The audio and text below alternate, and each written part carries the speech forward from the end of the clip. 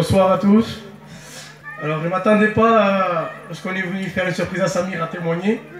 Mais lorsque je suis arrivé là, le Seigneur m'a dit tu vas témoigner, je le savais. Oui, je ne savais pas sur quoi j'allais témoigner. De ce coup, le Seigneur m'a mis une pensée dans mon cœur. Donc je le crois par la foi que c'est ce qu'il veut que je vous dise. On a tellement de choses à raconter du Seigneur. Tellement d'expériences. Donc je vais vous donner une expérience que j'ai faite il y a à peu près un an. Vous savez, je suis un garçon qui a donné son cœur il y a pas mal de temps au Seigneur. Mais bon, je n'étais pas encore baptisé. Je me suis baptisé à peu près 4 ou 5 mois, grâce à Dieu.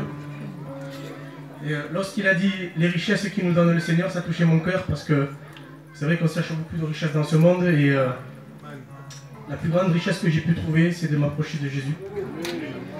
Alors, je vais vous témoigner d'une expérience que j'ai faite avec mon père, qu'on a passé avec mon père. Vous savez, il y a à peu près un an en arrière, mon père était un honnête commerçant qui a travaillé toute sa vie. Il a travaillé pendant 40 ans, il ne s'est jamais arrêté de travailler. Et il y a un an en arrière, mon père s'est fait braquer. Voilà, moi j'avais donné mon cœur à Dieu. Moi je disais toujours, je suis un chrétien et je veux être dans l'amour, je veux rester dans l'amour.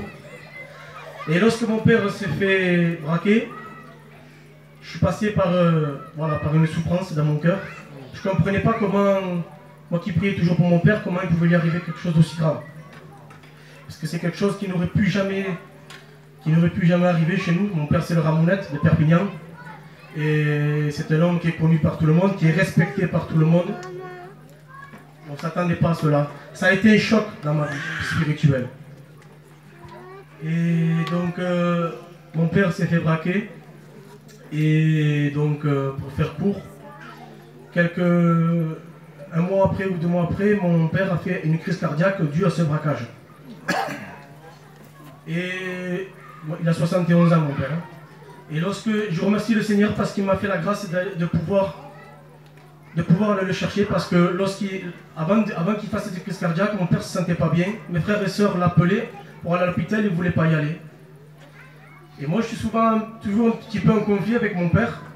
Et ce soir-là, le Seigneur m'a fait la grâce de pouvoir aller le chercher. À moi, il m'a écouté. Donc c'est pour ça que j'ai compris que c'est Dieu qui l'a gardé. Lorsque je suis allé le chercher à la maison et que je l'ai amené à l'hôpital, j'ai compris qu'il était en train de faire une crise cardiaque. Et sur le chemin, je me rappelle que je priais le Seigneur et que je disais Seigneur, garde-le. Dans ma tête, je disais Seigneur, garde-le pas maintenant, papa, je ne suis pas prêt. Je ne suis pas prêt à voir mon père partir sous mes yeux. Et lorsque nous sommes arrivés à l'hôpital, la personne m'a dit, qui c'est qui a amené ce monsieur? Je dis c'est moi. Elle me dit, monsieur, comment vous avez fait pour savoir qu'il était en train de faire une crise cardiaque? Parce qu'au moment où vous l'avez amené, le cœur s'est arrêté. Donc le Seigneur m'a permis de pouvoir l'amener et qu'on le prenne à temps. Et donc tout cela pour vous dire que quelques temps après, donc 5 ou 6 mois après, nous avons appris que c'est ma propre famille qui a braqué mon père. C'était ma cousine Germaine avec son mari, et son père. Donc le beau-frère à mon père. Les gens de Montpellier. Et donc, lorsque j'ai appris tout cela, je peux vous dire que je ne m'y attendais pas, mais la haine est venue dans mon cœur. Moi qui disais, voilà, je suis Jésus comme je pouvais, je croyais tout dans l'amour, la haine est venue dans mon cœur. J'ai compris que entre l'amour et la haine, il y a un parallèle et on peut y tomber rapidement. Donc sur le moment, moi, je dis à ma honte, voilà, j'ai voulu m'acheter un fusil, je voulais faire ce que tout homme qui ne connaît pas Dieu pourrait faire lorsqu'on touche à sa famille. Mais je remercie le Seigneur Jésus parce que c'est un sauveur merveilleux. Lui, il connaît tout, il connaît nos cœurs. Et vous savez, j'ai eu l'aide du pasteur Samir qui est là. Et je le remercie, l'aide de mes frères, parce qu'ils m'ont exhorté à rester dans l'amour. Le Seigneur me faisait voir que ce n'était pas ma place, cela. Le Seigneur me faisait voir qu'il fallait que je reste dans l'amour. Et vous savez comment j'ai pu comprendre et comment j'ai pu rester dans l'amour? Lorsque je suis allé à la croix.